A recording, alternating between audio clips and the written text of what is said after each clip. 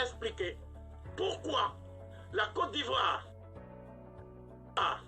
le Bénin, le Niger, le Togo, le Burkina Faso, la Guinée-Conakry, le Tchad, le Mali, le Congo dit Brazzaville, la Mauritanie, tous ces pays ne peuvent jamais être souverains. Dans cette vidéo, j'ai montré pourquoi ils ne peuvent jamais accéder à la souveraineté. Parce que il existe des accords de coopération et des clauses secrètes dans lesquelles il y a même la possibilité de l'assassinat des présidents africains qui viendraient à ne pas appliquer ces accords à la lettre. Le dispositif de l'assassinat est prévu, entre autres dispositifs, dans les clauses secrètes. Et aucun parlement africain actuel n'est au courant du contenu de ces clauses secrètes. Aucun. Je vais plus loin. Depuis 1960, aucun parlement africain n'a jamais étudié la possibilité de renégocier les accords de coopération. À plus forte raison de les démanteler. Quoi qu'il en soit, c'est ça qui distingue les pays du précaré français des pays du Commonwealth britannique. La Grande-Bretagne n'a fait signer aucun accord de coopération. La Grande-Bretagne a demandé à ces pays d'adhérer au Commonwealth.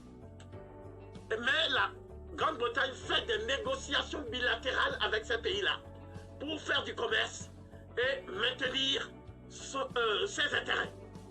La Grande-Bretagne n'est jamais intervenue militairement dans aucun pays africain. La Grande-Bretagne n'a pas de base militaire dans aucun pays africain. Je répète ce que je dis. Donc, ça veut dire quoi? Les bases militaires sont une spécificité française. Et les bases militaires font partie des clauses secrètes des accords de coopération. Qu'il me soit permis de décliner brièvement les volets des accords de coopération. Il y a d'abord un volet sécuritaire. Ça veut dire que non seulement la France a des bases militaires, mais quand elle n'a pas de base militaire physiquement parlant, elle a des instructeurs militaires qui forment l'armée, notamment les sous-officiers, et les officiers sont tenus de faire toute leur carrière dans les écoles de guerre françaises.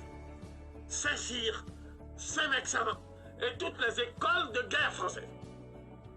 De sorte qu'à l'issue de leur carrière, les officiers font un stage. Et ce stage est indispensable pour qu'ils passent au grade supérieur. Et dans ce stage, on leur dit qu'en cas de conflit d'intérêts entre la France et leur pays, nouvellement indépendant, ils vont défendre qui? Les officiers, pour avoir leur stage et avancer en grade, disent qu'ils vont défendre la France. Cela s'appelle donc un conflit d'intérêts caractérisé. Deuxièmement, il y a ce qu'on appelle le volet culturel et scientifique.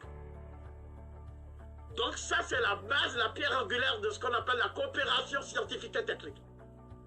Aucun pays africain n'a le droit de concevoir les programmes scolaires dans le cadre du système éducatif qui régit le pays. Aucun pays africain, du précaré.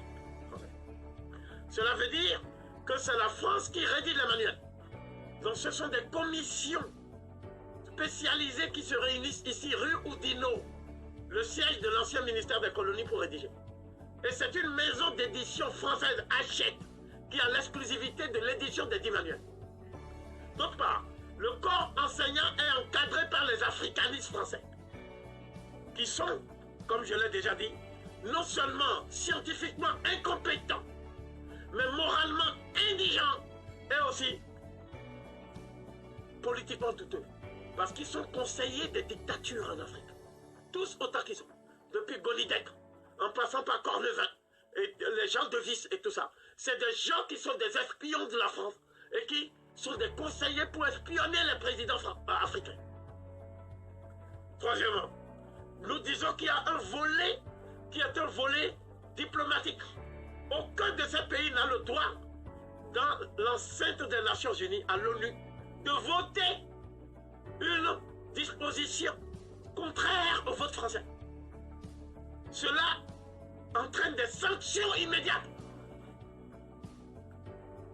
Ensuite, ces pays n'ont pas le droit d'avoir des institutions culturelles comme des centres culturels africains ou béninois ou togolais. Ils ont le monopole des centres culturels français. Il est interdit d'avoir des centres culturels panafricains dans les pays africains, en vertu de cet accord. Une telle interdiction n'a pas cours au Ghana. Cela va sans dire. Dernier point.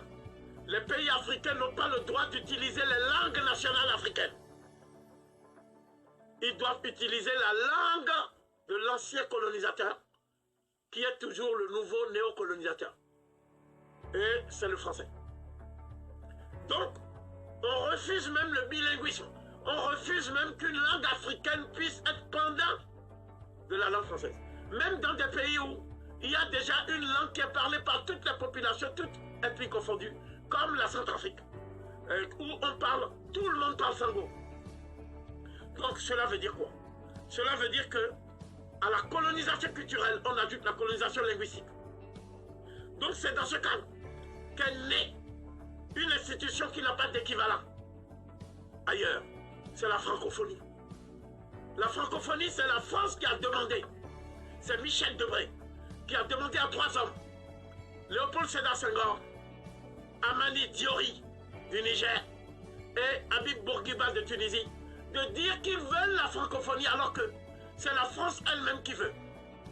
Après, elle a présenté ça comme une volonté d'un chef d'État africain, du précaré, a posteriori. Donc ce que je veux dire par là, c'est que je tire une conséquence de tout ceci. Il n'y a pas d'État postcolonial ivoirien. Il n'y a pas d'État postcolonial béninois. Il n'y a pas d'État postcolonial togolais. Il n'y a pas d'État postcolonial camerounais, etc., etc. Il y a un État colonial français qui prospère dans ces pays. Le Bénin, le Niger, le Togo, le Burkina Faso, la Guinée-Conakry,